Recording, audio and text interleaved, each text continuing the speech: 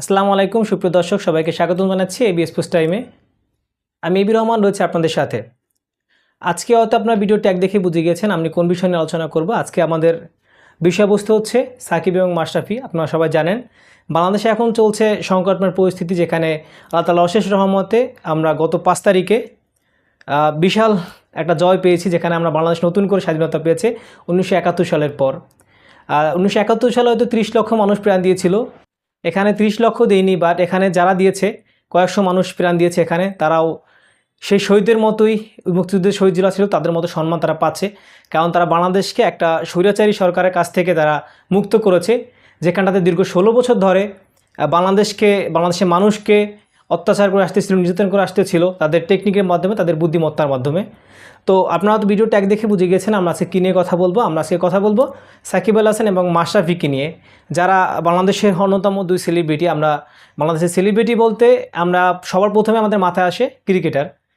বাংলাদেশের ক্রিকেটারই সবথেকে বড় সেলিব্রিটি, তারপরে আছে মিডিয়া জগতে যারা শাকিব খান বলি, সিয়াম বলি, তারা সবাই কিন্তু কথা বলেছে এই ছাত্রদের পক্ষে, সরকার বিরোধী। এবং সরকার বিরোধী বলতে এটা ভুল হবে, কারণ ভালো সরকার যদি থাকতো তাহলে অবশ্যই বিরোধী কথা বলতে আমরা কখনই বলতাম না। তিনি ছিলেন স্বৈরাচারী, তিনি ছিলেন অত্যাচারী, তাই অবশ্যই তারা তার বিপক্ষে কথা বলেছেন। তারা কথা বলেছেন আমাদের শহীদ আবু সাঈদ ভাইয়ের পক্ষে, কথা বলেছেন শহীদ মুগ্ধর পক্ষে। তো আমরা সাকিব আল হাসান এবং মাশরাফির বিষয়ে যেটা বলবো, তাদের আজকে এই মুহূর্তে থেকে তাদেরকে আমাদের বয়কট করা উচিত, এবং আগে থেকেই। কারণ এত বড় বিশাল ছাত্র আন্দোলন গেল, যেখানে বাংলাদেশ ছাত্র যারা আছে, ছাত্রছাত্রী, তাদের আইডল হচ্ছে সাকিব আল হাসান এবং মাশরাফি।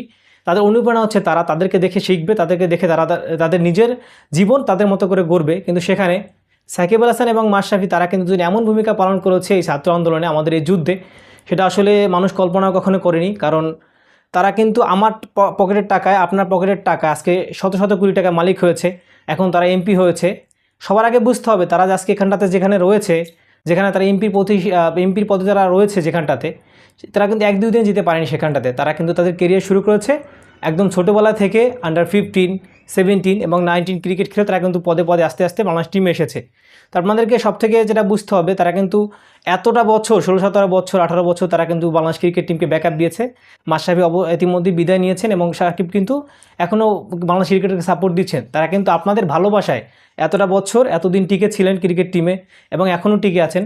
তো এখানে অবশ্যই আপনাকে দেখতে হবে আপনার ভালোবাসায়, আপনার পকেটের ট্যাক্সের টাকায় তিনি বড়লোক হয়েছেন, তিনি এত দূরে এসেছেন, এমপি হতে পেরেছেন। সে আপনাদের সাথেই দিন শেষে যখন তারা গাদ্দারি করবে, রাজাকারই বলা হয় এটাকে, কারণ শেখ হাসিনা তিনি আমাদেরকে বলেছিলেন রাজাকার, আমরা ছাত্ররা যারা আন্দোলন করেছি রাস্তায় নেমে, কিন্তু এখানে তার ঘরেই কিন্তু রাজাকার রয়ে গেছে, যেটা আমাদের রাজাকার, তার পক্ষে না, তার পক্ষে তার বন্ধু তারা। কারণ তারা হচ্ছে বাংলাদেশের ছাত্ররা সবসময় তাদেরকে আইডল মানে, সবসময় তাদেরকে অনুপ্রেরণা মানে। সেখানে তার ছাত্রদের পক্ষে কথা না বলে তারা কথা বলেছেন প্রধানমন্ত্রীর পক্ষে। তারা ছিলেন চুপ, তারা ছিলেন নীরব। ইভেন কিছুদিন আগে একটা ভিডিও দেখেছি আমরা, কানাডায় সাকিব আল হাসান, তার একটা ভিডিওতে আমরা দেখেছি একজন দর্শক গ্যালারি থেকে তাকে জিজ্ঞেস করেছিল কিছু একটা বাংলাদেশের সম্পর্কে। তখন সাকিব উল্টো তাকে প্রশ্ন করেছিল যে আপনি দেশের জন্য কী করেছেন। তিনি ছিল প্রবাসী ভাই, তিনি কানাডায় থাকেন। আমরা জানি সাকিব আল হাসান এখন আছেন গ্লোবাল টি20 খেলার জন্য কানাডায়। তো এখানে এই বিষয়ে যদি আমরা বলি তাহলে বলতে হবে সাকিব আল হাসান ঠিক আছে দেশের জন্য অনেক কিছু করেছেন, কিন্তু কার টাকায় করেছেন, কোথা থেকে করেছেন?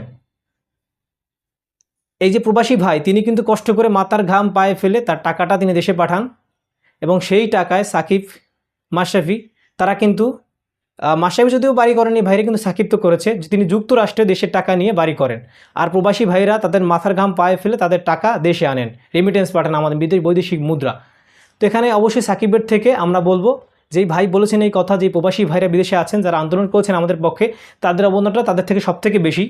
তাই আমাদের উচিত সাকিব আল হাসান এবং মাশরাফি তাদের দুজনকেই বয়কট করা। আমরা যারা তাদের ফ্যান ফলোয়ার ছিলাম এক সময়, এখন তো অবশ্য কেউই নাই ফ্যান ফলোয়ার। আমরা যারা সুস্থ মস্তিষ্কের মানুষ তারা অবশ্যই চাইব না সাকিব আল হাসান, মাশরাফি তাদেরকে কখনো সাপোর্ট করতে, কারণ তারা আমাদের এই দুর্যোগময় পরিস্থিতিতে আমাদের কাছে ছিলেন না, এবং সাকিব আল হাসান তারাও ছিলেন না। এবং তারই সাথে সাথে আরও কিছু ইউটিউবার আছে, বাংলাদেশে অনেক সেলিব্রিটি আছে যারা আমাদের কাছে নামেনি, তা তাদের নিজেদের স্বার্থ, তাদের নিজেরা অনেক বড় বড় ব্যক্তিত্বের পা চেটেছেন, এখনও পাচাটা নিয়ে রয়েছেন। আসলে তাই বলবো, এখন থেকে আপনারা সাকিব আল হাসান, মাশরাফি তাদেরকে আমরা বয়কট করুন।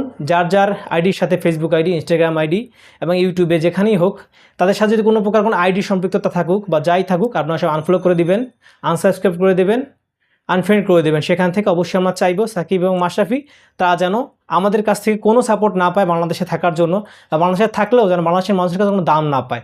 এটা হচ্ছে আমাদের চাওয়া। কারণ হচ্ছে তারা ক্রিকেট খেলেছে, ঠিক আছে, ক্রিকেট তো আমি কখনোই কোনো ক্রীড়াকে মানে বাংলাদেশের যত খেলাধুলো আছে কখনোই ছোটো করবো না, কারণ খেলাধুলো হচ্ছে আমাদের বাংলাদেশের অন্যতম একটা সম্পদ, যেটার মাধ্যমে বাংলাদেশের পুরো বিশ্ব দরবারে কিন্তু বাংলাদেশ পরিচিতি লাভ করে।